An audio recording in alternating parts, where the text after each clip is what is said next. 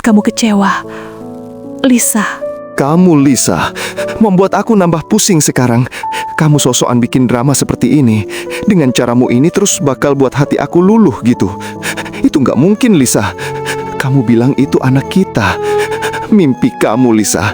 Enak sekali kamu bilang ya, anak hasil selingkuh sama orang itu. Kamu bilang itu anak kita. Mbak, maaf tadi aku bawa Mbak langsung ke sini. Tadi Mbak pingsan di pinggir jalan. Ya ampun Mas, makasih ya. Mungkin aku kelelahan Mas, sama meriang sedikit Mas. Tapi wajah Mbak pucat sekali. Apa aku bawa Mbak ke rumah sakit aja ya? Nggak usah Mas, aku gak apa-apa kok. Beneran Mbak, gak apa-apa. Mbak udah makan belum? Biar aku belikan makan ya. Mbak tunggu dulu di sini. Makasih ya Mas, maaf udah repotin Masnya. Iya, gak apa-apa, santai aja Mbak. Ya udah, Mbak tunggu bentar ya. Iya Mas. Nih Mbak, makan yang banyak ya, biar Mbaknya nggak masuk angin. Iya Mas, sekali lagi makasih ya. Iya Mbak, kalau Mbak perlu sesuatu bilang aja, nggak usah sungkan ya. Oh iya, kenalin nama aku Miko. Nama Mbak siapa ya? Nama aku Lisa Mas Miko. Oh Lisa, namanya bagus.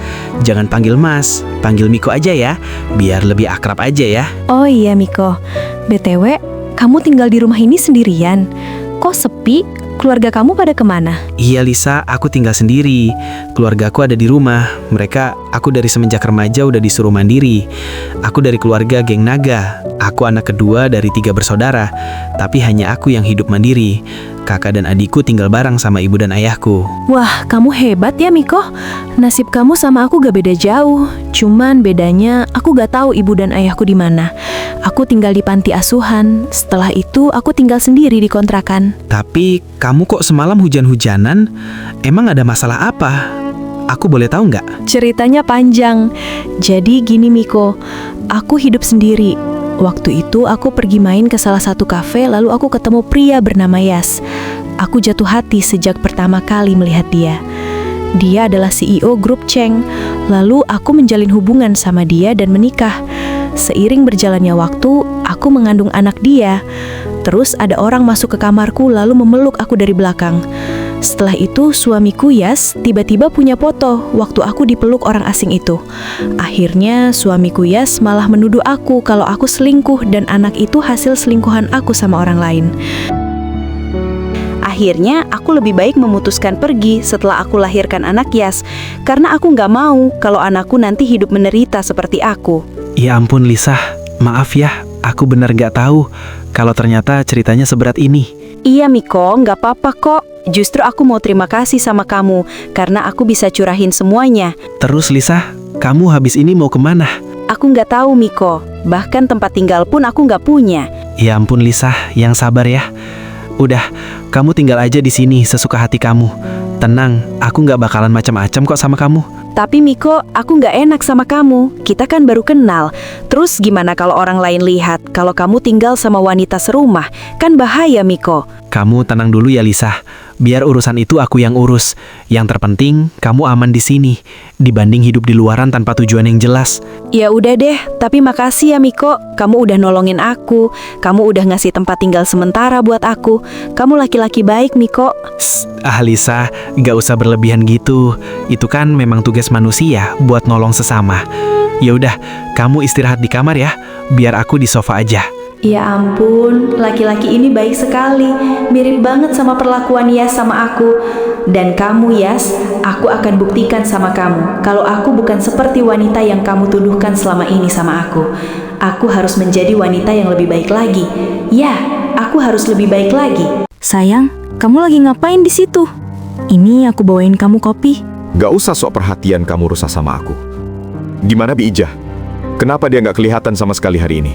Aku suruh Bi Ijah pulang kampung, Yas. Kenapa kamu suruh Bi Ijah pulang kampung? Emang buat kesalahan apa di sini? Enggak, Yas. Bi Ijah katanya lagi ada urusan mendadak di kampung. Makanya aku suruh Bi Ijah pulang aja dulu. Oh ya Rosa, mulai saat ini aku gak bakalan urus perusahaan kamu itu. Tapi Yas, kamu gak bisa keluar dari perusahaan begitu aja. Kamu udah banyak membantu perusahaan ayahku selama ini. Lagian kamu udah diangkat sebagai penerus perusahaan ayahku. Jadi sebagian aset perusahaan udah resmi jadi milik kamu. Aku gak peduli. Aku gak mau, karena itu bukan hakku. Kalau masalah bantu perusahaan meningkat, karena aku anggap saja itu sebagai bentuk terima kasih aku sama kamu, Rosa. Karena kamu udah bantu rawat aku sampai sejauh ini. Tapi Yas, aku udah janji sama ayahku. Mungkin kalau kamu tinggalkan perusahaan ayahku pasti kecewa sama aku. Untuk kali ini bantu aku ya. Aku tahu kamu kecewa sama aku. Tapi ini semua karena aku benar-benar cinta sama kamu, bukan karena perusahaan ayahku. Aku bilang nggak peduli. Itu urusan kamu sama ayah kamu. Aku nggak mau terlibat urusan ini. Kamu mau kemana, Yas? Terserah aku mau kemana, bukan urusan kamu. Jadi walaupun aku akan tanggung jawab sama kamu, bukan berarti aku bakal peduli sama kamu, Rosa. Ini semua gara-gara kamu, Lisa. Coba aja kamu nggak menikah sama Yas, mungkin aku nggak bakalan seperti ini. Awas aja kamu, Lisa. Mending kamu mati aja sekalian. Maaf Mbak, saya mau tanya, ada pasien yang bernama Lisa di sini? Tunggu ya Pak, biar saya cek dulu. Lisa, awas aja kamu kalau misalkan anak itu bukan darah dagingku, akan aku kasih perhitungan kamu nanti. Maaf Pak, ibu yang bernama Lisa dari semalam udah keluar dari rumah sakit ini. Apa? Kenapa dia keluar Mbak? Aku kurang tahu Pak. Ya udah, Mbak dokter yang tanganin lahiran dia ada gak? Aku mau bicara. Kalau itu Bapak bisa langsung masuk aja ke ruangan dokter ya. Oh gitu, ya udah makasih Mbak. Dok, saya mau tanya tentang wanita yang ditangani dokter lahiran semalam, yang namanya Lisa, Dok. Oh, maksud Mas wanita yang difitnah suaminya itu ya? Maksud dokter apa ya? Coba jelasin, Dok. Iya, jadi sebelum operasi lahiran dimulai, aku tanya sama ibu yang nganter dia ke sini untuk menanyakan keluarganya. Tapi kata ibu itu, dia lagi ada masalah sama suaminya, jadi nggak diantar. Katanya dia difitnah sama suaminya selingkuh. Padahal ibu itu sendiri tahu yang sebenarnya terjadi itu gimana. Kasihan wanita itu, Mas. Emangnya Mas siapanya dia ya? Apa dok? Ibu itu tahu yang sebenarnya terjadi? Dok, tolong lakukan tes DNA aku sama anak itu ya dokter. Masih ada kan data anak wanita itu? Oh ya udah Mas, ikut aku ke ruangan lab sekarang ya.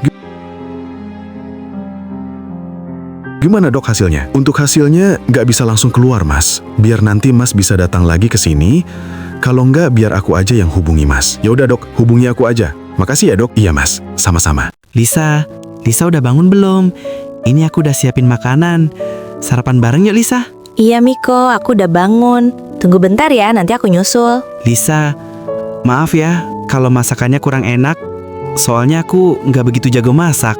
Gak apa-apa Miko, ngapain minta maaf? Masakan kamu enak banget kok. Oh iya Lisa, nanti aku keluar bentar ya.